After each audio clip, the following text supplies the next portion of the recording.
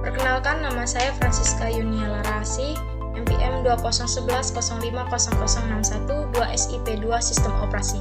Di sini saya akan mempresentasikan tentang deadlock. Deadlock adalah suatu kondisi di mana dua proses atau lebih saling menunggu proses yang lain untuk melepaskan resource yang sedang dipakai. Deadlock dalam arti sebenarnya adalah buntuan. Kebuntuan yang dimaksud di dalam proses sistem operasi adalah kebuntuan proses. Deadlock adalah masalah yang bisa terjadi ketika banyak proses yang membagi sebuah resource yang hanya boleh dirubah oleh suatu proses saja dan dalam suatu waktu. Jadi, deadlock ialah suatu kondisi di mana proses tidak berjalan lagi ataupun tidak ada komunikasi lagi antar proses. 3 penyebab deadlock. Yang pertama, memegang dan menunggu. Kondisi yang menyatakan proses-proses yang sedang memakai suatu sumber daya dapat meminta sumber daya yang lain. Ketiga, tidak ada preemption. Kondisi di mana suatu sumber daya yang berada pada suatu proses tidak dapat diambil secara paksa. Yang ketiga, circular wide. Kondisi yang menyatakan adanya rantai saling meminta sumber daya yang dimiliki proses oleh proses lainnya. Cara pencegahan deadlock. Cara pencegahan deadlock yang berkenaan dengan masalah mutual eksklusif, maka hanya dapat dicegah oleh kemampuan sistem operasi.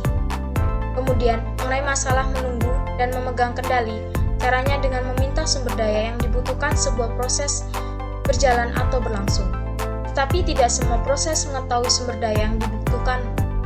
Oleh karena itu, kita dapat menggunakan algoritma bangkit. Berkaitan dengan masalah tidak preemption dan circular wide, kita dapat menggunakan protokol untuk mencegahnya. Cara mengatasi deadlock.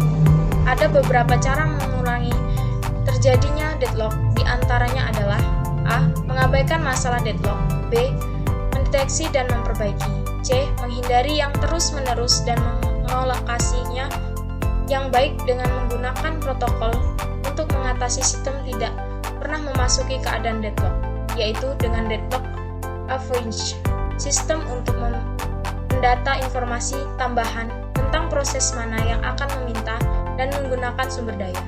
D. Mencegah yang secara struktur bertentangan dengan 4 kondisi terjadi deadlock dengan deadlock prevention, sistem untuk memastikan bahwa salah satu kondisi yang penting tidak dapat menunggu.